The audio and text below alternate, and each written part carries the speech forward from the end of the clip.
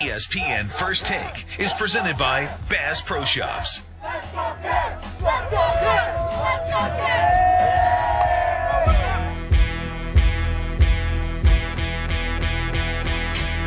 say you made it, I can gauge if you did it. You doing something right when Stephen A is your critic. And Skip Bayless going crazy as his opposition. They pulling up your statistics, now they got the world's attention. They just want to see, can your name be carried as a champion? Hey, carry champion. I know a bad game gon' give me a bad name on the show for a day, but I love this game. See, I don't fear that, I play with my heart. You can find me where the cheers at, pointing to the 300s where the beer's at, where I used to sit with the United Center where the Bears had. I don't fear that. Let's talk sports, it's that everyday barbershop conversation. They just break the ice with the statements. They talking numbers and character. We don't care about no carrot diamond or haircut unless it's your high top. Catch me with 3 stripes laced on my feet, right? Shooting corner threes and catching lobs. Jumped out from seat height. I'm going for the win. Yeah, it's only for the win. Don't worry about my craft if you bleach your skin. This is First Take for breakdowns of any play, any player, any team, anytime, any day.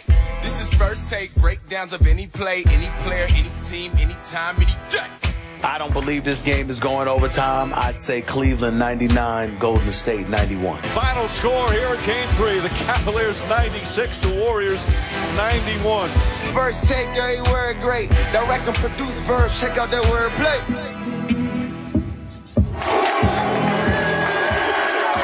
Good morning, everyone. Good morning. Good morning. Good morning. They're yelling deli. They're yelling deli. He's not on the show.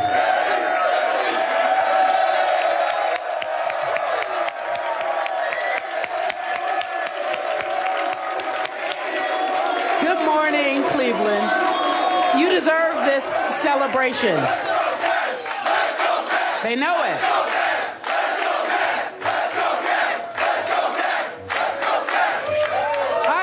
Skip Bayless, I feel like they deserve this celebration. They are do. 2 games away. Feasibly, just 2 games away. Congratulations on your win last night. Thank you guys for showing up in the rain to be here today. We appreciate you. Were they chanting Carrie or Deli? I believe it was was it Deli? Yeah, I'm pretty sure it was Deli. Or Carrie. On behalf of Skip Bayless and Stephen A. Smith, I'm Carrie Champion, and this is First Take. Thank you for being here.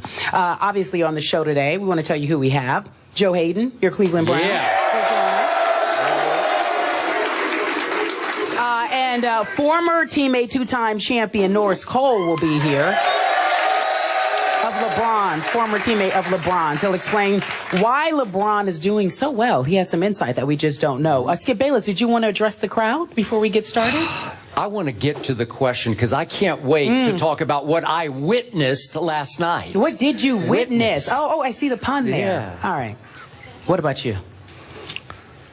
The fans came out to see First Take. No, let's get to it. I'll do my talking then. All right, let's get to it then. All right. Okay, so Cavs with the 2-1 series lead. LeBron with 40 points, ladies and gentlemen, last night to take his total to 123 points over 3 games. The Warriors never had a lead at any point in the game. The combination of LeBron and Deli, too much. LeBron and Deli, listen to that. Entirely too much for Golden State, who tried to make a push at the start of the fourth, but it was just not enough. LeBron or Deli scored or assisted on 78 of the Cavs' 96 points. So, Skip Bayless, was it more about the Cavs winning or Golden State losing? First of all, allow me to say, was I ever wrong about last night? In the end, I thought the Cavs won because of what they did. And first of all, and foremost today, I want to pay tribute to King James, who has had a history of some shaky late-game free throw shooting. And I have pointed out that history occasionally on this show. I want to pay tribute because He stepped to the line. He stepped up to the line, the free throw line, with 27 seconds left, and again with 16 seconds left. And he made all 4 huge clutch free throws. And all 4 of them were no doubters. They didn't trickle in. They didn't sort of grease in. Nope. He swished all 4 of them. And way to go, King. I respect the heck out of that.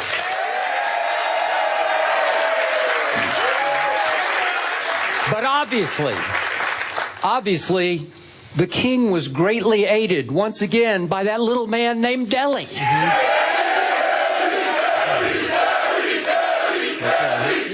Thank you. You got them started. I know. I didn't mean to set them off. And Delly made, once again, the play of the night. With 2 minutes and 20 seconds to go, I thought LeBron had gone a little passive, and all of a sudden it's just a 1-point game, and Delly goes and 1 off the glass. And as Steph said after the game, that was a huge turning point in the game because it sort of reversed the flow, got the crowd back into the game. And once again, Delly saves another day. But now for my big picture point. In the end, big picture, I thought last night was more about what the Warriors didn't or couldn't do in the first 3 quarters. Because I never in my wildest dreams thought I would watch an offense that averaged 110 points during the regular season turn into an offensive, very offensive, I might say, basket case of an offense. Do you realize that Golden State had 37 points at halftime, and Klay Thompson this year in a game in January against Sacramento scored 37 in 1 quarter by himself? Think about that. 37 at halftime. One man scored 37 in 1 game by himself. 55 through 3 quarters. And I told you yesterday, I thought Delly would have Steph's number for 3 quarters, but that Steph would figure him out in the 4th quarter. And did Steph ever figure him out? But it was too little too late, because I thought Steph's 3 killer late turnovers ended up taking Golden State out of their rally. So in the end, I pay tribute to LeBron and obviously to Dellavedova. But Stephen A., big picture, I thought it was more about what the Warriors could not do. Well, definitely it has something to do with what the Warriors couldn't do, but I think it's more importantly what they're not doing.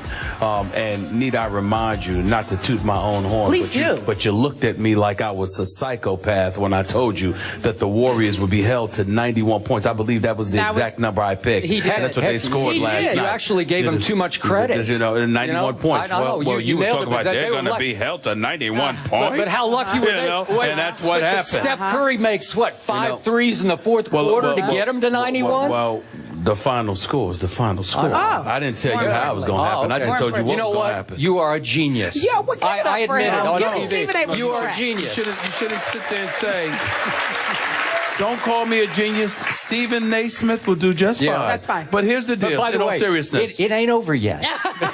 Well, I talked about one game. Yeah, that's all. But in all seriousness, let's look at this and analyze it for what it is. LeBron James is absolutely terrific for the most part. 40, 12, and 8 is what it is.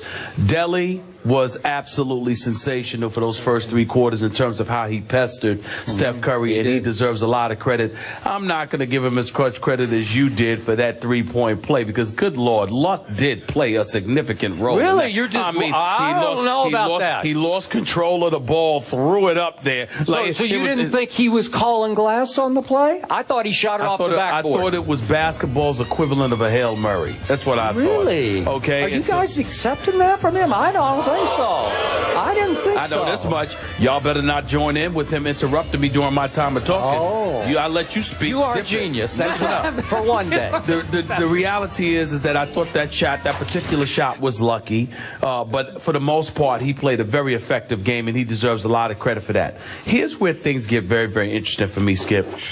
I'm looking at the Golden State Warriors, and for 3 quarters, I couldn't tell whether Steph Curry was disinterested or flat out petrified. I could not believe what I was watching. I could not believe that there was such an absence of aggression. And I was shocked. I was just stunned. I started tweeting about it. I cannot believe what I'm watching.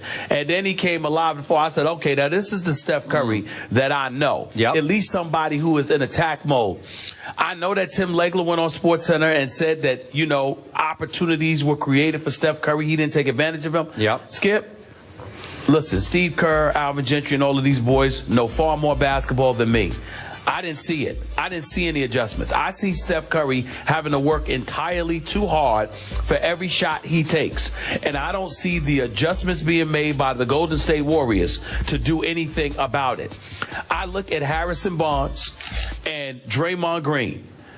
Combined, 2 starters on your front line, 2 for 18. Very John Starks-like. Wait, did Harrison Barnes play last night? Let me say that right now. On the floor? Harrison Barnes is a talent. We like him. I'm only talking about last night's performance. Yep. He should be ashamed of himself. He should be. That he's too talented to go 0 for 8. Yeah. That's just embarrassing. And Draymond Green, who's one of my favorites, I believe in him. And even though I don't think he's a max player, I think he's a quality player. You know how much I love my man Tom Izzo. He's the best in college basketball. He's one of the best in college basketball. He's my favorite. Yep. And this man played for him. I am a Draymond Green fan. I'm going to look Draymond Green in the camera and I'm going to pose a challenge to him right now. My brother, you are costing yourself money with each passing game because nobody is going to give him the money he's coveting in the offseason but Golden State. And with each passing game, he is showing that David Lee should be the one in the starting lineup instead of him, or they should be playing together because Bogut gives you nothing offensively. Bogut gives you something defensively, rim protector, etc. But offensively, he is as bogus as it gets. It's just that simple. So now here we are with all of that.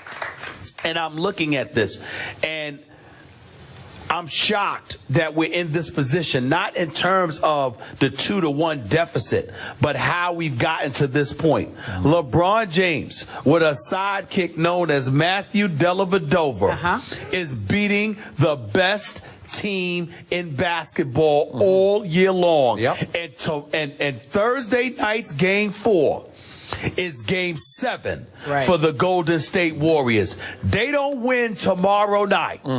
There is no way they are winning this series. This is what it's about right here. It's just that simple. It's just that simple. I am with you about what I saw in the first 3 quarters. Now, I'm going to give Delly some credit. I thought he got in Steph's head in the first 3 quarters. You might be right about that. And maybe Steph got mad in the 4th quarter because he just started firing at will, which is when he's at his best.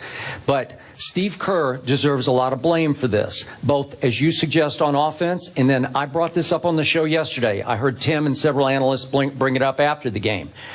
They are letting LeBron James control the pace by walking the basketball up the floor and then basically walking his defender down into the lane. And we all know what happens when LeBron James gets into the paint. Bad things happen to there. He's living in the paint. Y'all, listen, I don't know whether it's Bank of America or somebody else. He got a mortgage in the lane, sitting there. He's paying mortgage every game with it. I mean, he is living in the lane. And Golden State is doing nothing about it. And here's the thing, throw different looks at him. I'm not saying that you trap him all the time, because with LeBron, he's basically Magic that can score points, okay? He's a Magic Johnson with the ability to score like he can. And I'm just looking at the Golden State Warriors, and I'm like, do something different. Give him a different look. Trap 1 minute. Throw a different man on him the next. Disrupt his rhythm.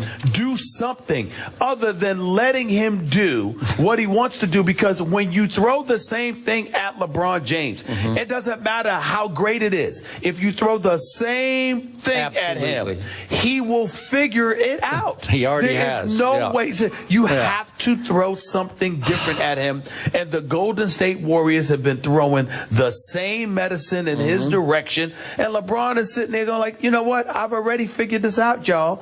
I don't get this. But I'm telling you, they've got to do something. I think trapping LeBron, Throwing different defensive looks at him would Just be make one him thing. give the basketball at least once. Also, make Cleveland do something different defensively. When David Lee is in that game, David Lee is no shot blocker. He's no rim protector, but he will get his body in front of you, okay? But offensively, he's good in pick and roll situations. He can hit an elbow jump shot. He can attack the basket because he always rolls hard to the basket, and he forces you to pay attention. It's not an accident that Golden State's offense caught fire when David Lee was in the game, because suddenly you can't just leave an Andre Iguodala alone, or leave an Andrew Bogut alone, or leave a Draymond Green alone. You got a lot of cats on Cleveland that were looking at Draymond Green and they respected him, but at the same time they look at him as somebody who opens his mouth, talks a little bit of smack, and they consider him a role player. So they're offended that a role player got so much lip. And what they said is, okay, you've been yapping all year long. Now show us what you have. We're going to take Curry away from this. Klay Thompson's only going to do but so much.